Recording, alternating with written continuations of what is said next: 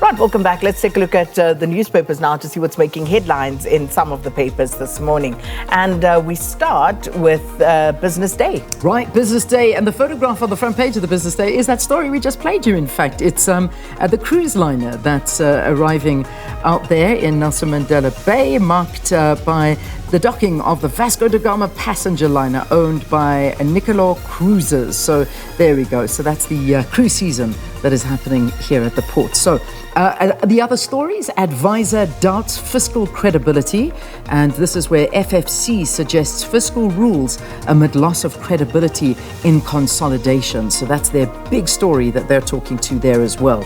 The other one, which is pretty much so in all of the newspapers now around the country, SA wants Netanyahu hauled off to the ICC. That's still, of course, on the Business Day that we're talking to, as SA has called for the International Criminal Court to issue a warrant of arrest for Israel's Prime Minister Benjamin Netanyahu and other key decision makers in Tel Aviv for alleged contraventions of international law that's happening, the war in the Gaza.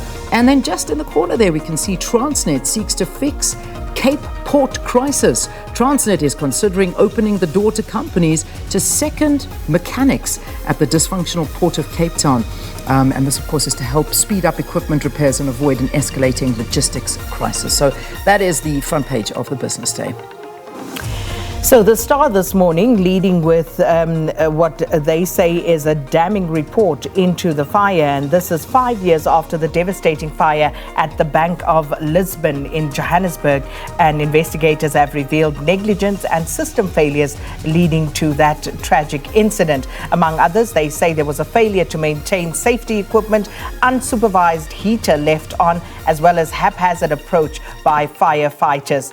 You'll remember, I think 3 firefighters lost their lives in that blaze. Also, Pala, 2 accused to remain in custody, and they, of course, the 2 Namibian nationals, David and Floriana Joseph, who made their appearance in the Bila Magistrates Court yesterday for the theft of, among others, $580,000 US, which is about 10.6 million rand. So they will remain in custody, and we've been told that another arrest is imminent. And Minister robbed on freeway. An inside job is the question. Well, Police Minister Bheki Cele has not ruled out the possibility of an inside job after the Transport Minister and her VIP protectors were robbed of firearms and cell phones while changing a tyre that had punctured on the M3. All right, let's move on to the next newspaper now. That is The Citizen. And the front page of The Citizen, court halts city job. That's what they're speaking about here. And this is the city of Joburg has 10 days to replace its municipal manager, Floyd Brink, after the High Court sided with the Democratic Alliance that his appointment is invalid after the opposition argued he was underqualified for the job. Turn of events, Action SA says spells yet another setback for service delivery. Oh, goodness me. Okay, undercover in Soweto, talking about the rains that were falling in Johannesburg yesterday, and a lovely photograph there of somebody walking with an umbrella. And this, of course, at the Soweto Towers in Orlando East. Then the little corner over there, quite an interesting one, where it talks to, are these the Pala fall guys? The NPA is deciding whether to oppose bail for accused one in the infamous burglary case. And then No White's memo cuts Dis-Chem deep. Dis-Chem disclosed the impact of a controversial memo, No Whites. Remember that memo? So they got their results here and how it impacted them. Should be an interesting read. So that's the front page of The Citizen. And then, of course, the Sowetan this morning also going with that Bank of Lisbon fire, saying not even the basics were done.